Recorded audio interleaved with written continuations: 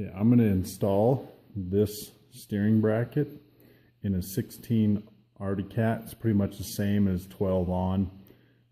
Similarities, the 16 doesn't need it as much, but it still can benefit from it, so I'm going to put it in so everybody knows how to do it. So I'm going to start with taking the hood, side panels, the boots around the A-arms loose, and the bumper, and then get back to it. Okay, now that I've got the hood, the side panels both pulled, the bumper off, got the intake boots pulled back, be ready. I'm going to pull the pipe. I'm actually going to pull the full exhaust off. You don't have to pull the Y. I'm going to put EGTs in stock to see what the readings are, just out of curiosity. And then you pull all this stuff off here to get to the air box under here. And from there I'll come back and show you the next step. Okay, at this point I've got all the exhaust off, the ECU, and that stuff. So now I'm going to pull this out and the steering column, get that out of the way, and then what you have to do is you have to detach your throttle bodies in the air box, and the air box slides forward. And then you pull the hose down here on this side for the coolant line, which is like right there. Be ready to plug that. I just take a punch and stick in it and reclamp it down so you don't lose all the coolant everywhere. You can do what you want. So we'll get that off, pull the box forward, then you rotate the throttle bodies out, and I just hold them up here so the fluid doesn't drain out of it, up here.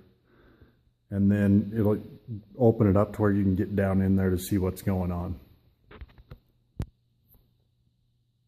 Now when you're moving this bar right here out from across right here, it can be a little tricky. You got to twist it a certain way and get that servo motor twisted, and then you can tuck it back up in there. There's little keepers that go in right here in the ends of these. Be careful because they'll slide out, fall to the bottom. There's nuts on the back that hold it in back here. They'll fall off, so you're gonna have to probably dig some nuts and bolts out of the bottom when you're done, just to let you know. And then up here you disconnect the tie rod there, pull these two nuts off, and then you'll go up from the bottom right here to pull the steering post out. Now there is another tie rod down in there, but for now we'll just get it all loose and ready to come out so you can get it out of the way and clear as much room as possible to move these throttle bodies around.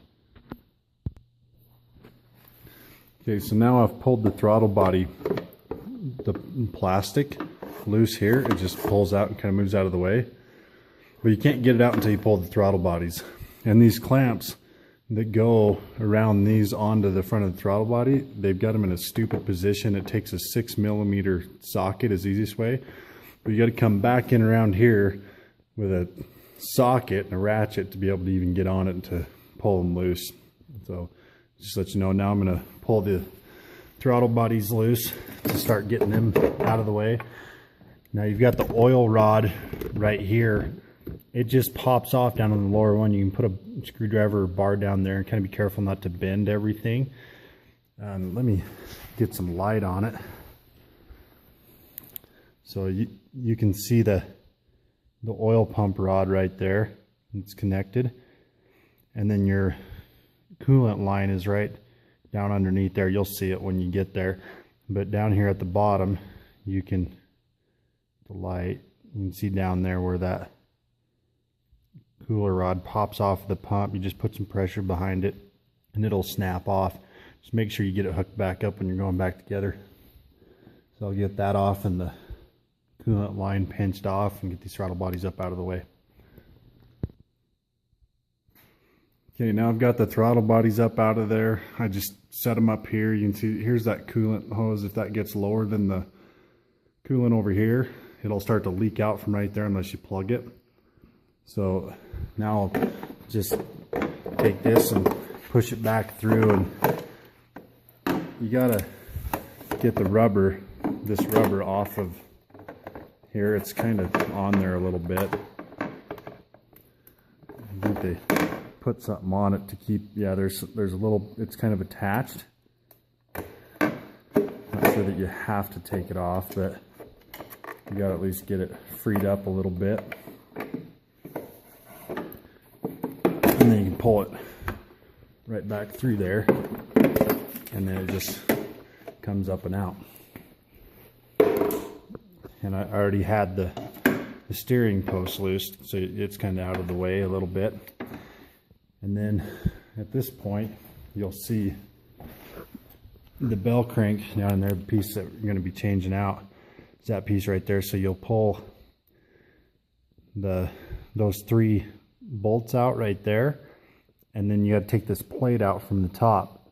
Now this plate that goes in here, they put the extra brace under here. I'm not sure exactly how that comes out. I think it just comes out with this, so I'm not sure that you got to take anything off of that.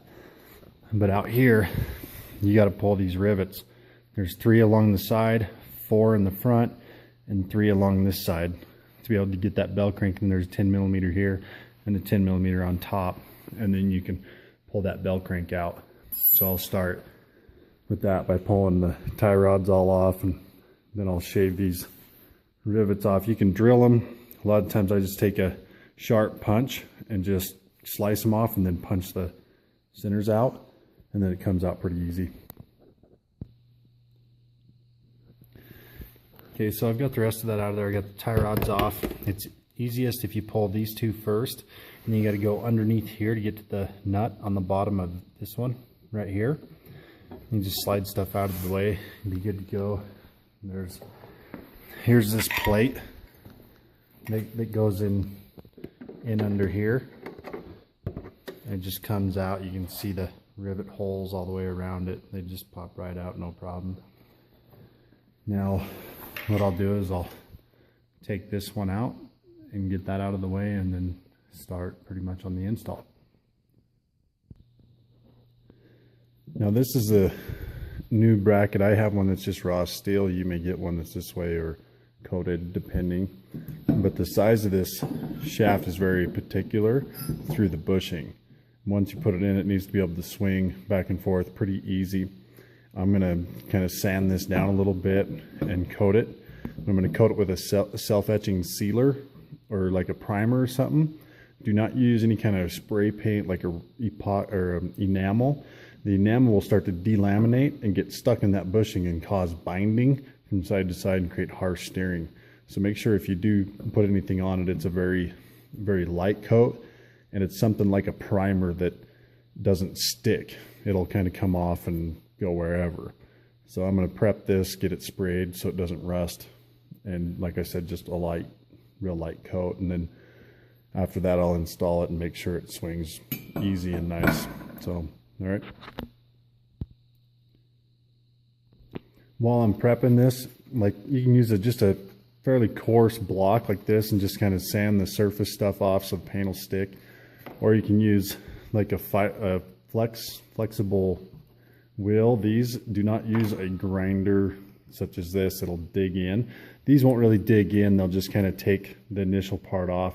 Might leave some scratches and stuff in it, but that's not anything that's going to actually affect that bushing that's in there. So I'm going to take this and I'm just going to run all the way around it, just up and down all the way around, and then I'm going to hit around this part too, where it sits down on that bushing, just because there's a tiny bit of an edge on here, not enough that I already put one of these in my 14. It works perfect, so there's no issue there. But I'm just going to hit this just because I got it here. Why not?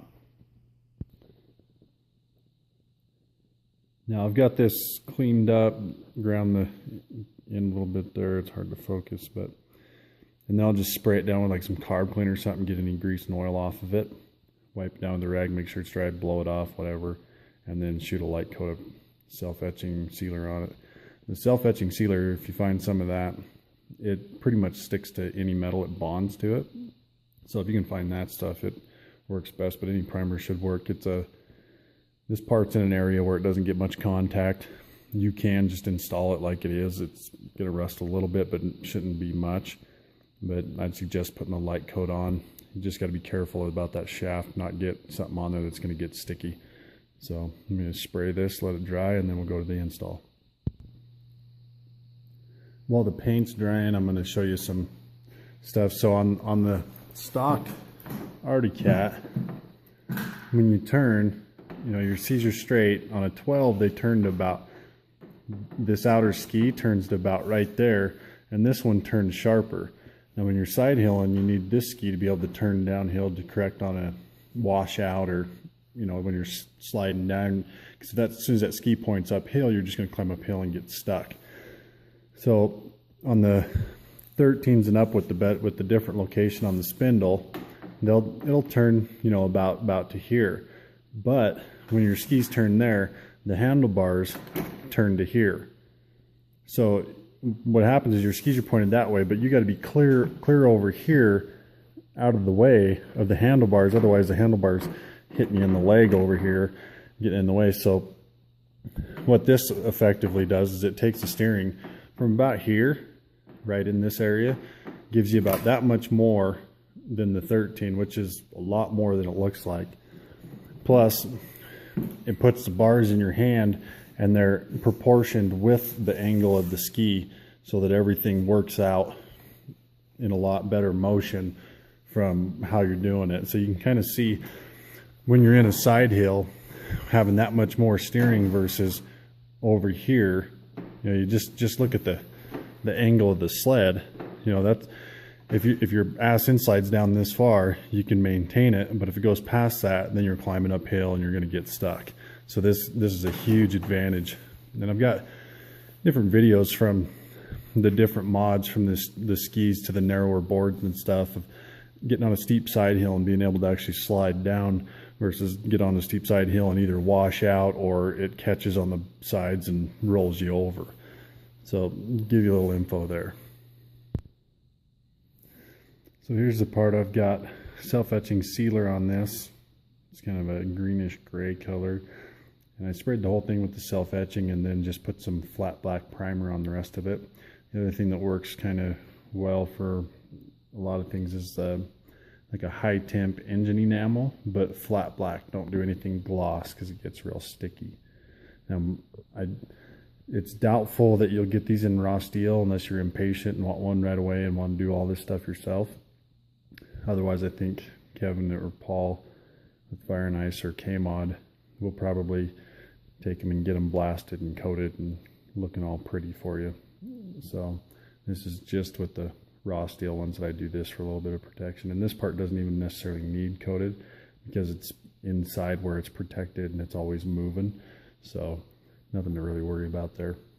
Now we'll put it in and tighten it down and make sure it moves correctly.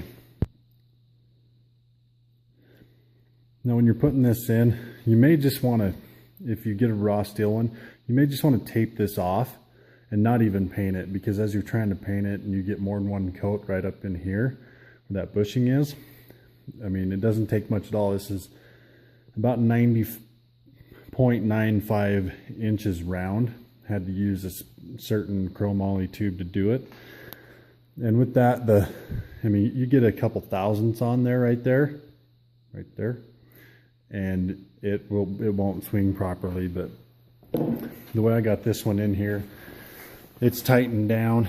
You don't have to over tighten this. Make sure that it sticks, the metal is just barely sticking through. Make sure your bolts are centered. These washers drop down in there to hold it in place, and it doesn't move up and down at all on you. There's a tiny, just a tiny bit, but you don't want any excessive movement in it. And then just make sure that you can see it moves from side to side real nice and easy. You can just kind of throw it from side to side, so we know that's good and it's not going to bind up or give us any problems. So from there, then I'll get ready for the next step. This is the bolt I'm going to use. It's a grade 8 bolt, shoulder bolt, and then a couple thick washers, because it's got the shoulder all the way through the mount. You don't have to use one like this, I just prefer it. And then a locking nut going on the end. You can't just use a regular thread bolt, find one the right length, because it does clamp down on everything, so it's not really going to move anyway. This is just my preference, and then I just chop the threads off about the length I wanted, and then I'll come up through the bottom got to be careful on the bottom. Sometimes if you get any thicker than this, and if there's a weld sticking up on the bulkhead down in the bottom, it can come across there and drag on it. And sometimes you got to grind just a touch of the weld off on the bottom of the bulkhead there where it swings past it, just if this is hitting. This one I've put in, it's not hitting, so it's fine like that. So I'll get this put in and go from there. Okay, moving on to the next step.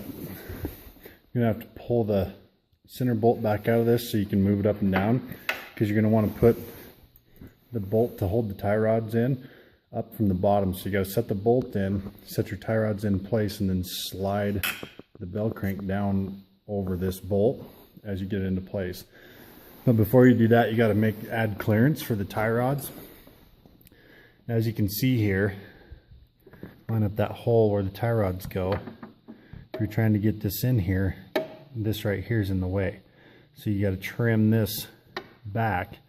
And I've done this on all my sleds and some other people's sleds, and there's never been any structural issues with how this works.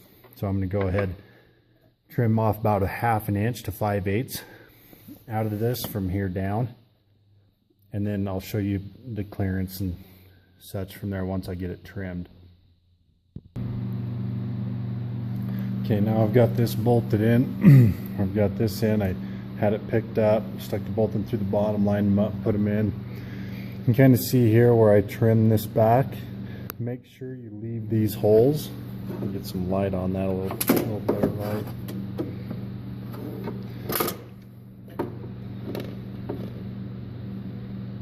These holes are where your plastic rivets go through to hold your boot on the outside. So make sure you leave, just a little there, enough to get that rivet in and to hold that boot in place on both sides. I might have to trim a little more up here. I've got to test the clearance, but first I'm going to reinstall the main steering post and just put the bolts in so that I can test the swing on it to see how far it goes. Then I'm going to max out each side, and then I'll lift the arms up. I got the shocks off. I'll lift them up, turn them, and make sure I got enough clearance on both sides for everything to work. So I'll reinstall that and then check and trim and then show you again. One thing I forgot to mention is on the tie rods, because you're moving them closer together, you're going to want to use longer tie rods. So these are the tie rods. This is a 40-inch arm, 38, and then the new 16 right here. So on the 38-inch arms, like on a 14, 13, 15, you'll take this one off and get 40-inch arm ones, and they're just long enough that it uses up pretty much all the threads right here, so you get a good bite. You can use the original ones, but you're down to limited threads. I ran it that way for quite a while, never had a problem. I just prefer these. So on the 16, you're going to take the 36 one off, get rid of it, and put a 38 on, and you wind up with just hardly any threads on either side. So it's got a good tight fit. Now, what actually maxes out on these is the bump stop right here on the handlebars. So when you crank it, it'll turn and go to here. And you can see that line right there on the ground. That's the original 16 mark, that line right there. Got one on each side. Now, watch what happens with this new mount.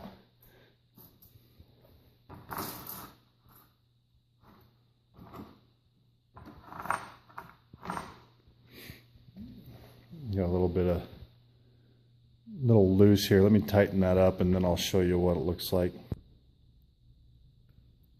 Okay, now that I got everything tightened up, it was all loose. You can see this, there's a line right there where the existing was. I'm turned in a little bit on there, get it straight on there. About right there. And then that line there, you can see it. So now when I just turn the bars, you can see there's quite a bit of gain. It doesn't look like much right here, but it's quite a bit on the hill. You see that line's gone. But from this angle here, you can see you're gaining quite a few degrees of steering, which is a big deal. So coming back to this, once you get those longer tie rods in or get them adjusted or whatever, what I do is I straighten the handlebars, run a straight edge and line it up perfect with the track, like 2-inch tubing or something like that works really well. And then with the handlebars straight, adjust your towing. The ski is the same width from here all the way back to where it tapers in, so you can just measure right off here to here, from here to here, and then back here, back and forth. Just make sure this is aligned, and as you adjust, make sure your handlebars are still straight, and so on and so forth. And I may recheck it once I get the shocks back on, because that may change the height, which could mess with it a little bit. But just make sure you get everything straight in the line and your toe in and toe out, or however you want to set up right, and then get all this stuff tightened in. You can see what's going on with this. It's all tight now. And this is in, it's tight, it's just barely sticking up right here. You can see what I was talking about from that bolt sticking down right there. It's just right on top of that weld. It's not actually hitting anything, but it's, you know, there's about a 1/16 worth of clearance, so you can see where you may need to trim or grind that weld off if necessary. So now I'm going to do a little bit of clearance checking for full range of motion.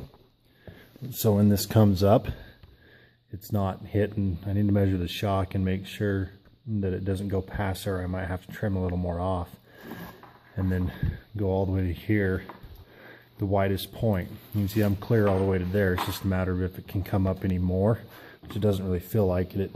It's bottoming out on the plastic or something.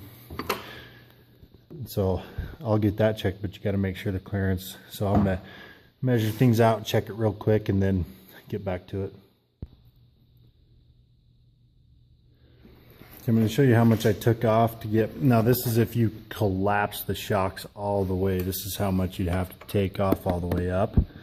Most of the time you'll never do that, but this does clear in all aspects. So you can see right about there is how much I took off. So there's a little more than I needed to, but you go right past that one rivet hole, come up to this brace part, and then get a little narrower, because you don't need to take that much off, and that way you can leave some of this heavier structure stuff here. I know there's going to be some people that don't want to modify their sleds like this, but like I said, I've been running it for a long time and I ride hard, so it hasn't had any effect on the way I ride. And then on this side, lined up here, going to be taking off about right there to there, so you can see about how much I took off. Now on this side over here, you don't have to take off as much because this tie rod mounts lower than the other side, so you don't have to come up as far. You can just kind of come up and go right past that rivet. And on this side, you gotta kind of go straight up from that rivet. You can leave that rivet there, and then you go up the side, and on the outside you go right next to this little cover right there. You can see the bolts in it. Must be for a 4-stroke or something, I don't know. But this is kind of crude. I'll go back and clean it up a little bit. But you can see that's pretty much the gist of everything that needs done. So at this point, I've got everything in. I'll wash that out. Always make sure you cover up your intakes and exhausts so you're not getting any crap in there.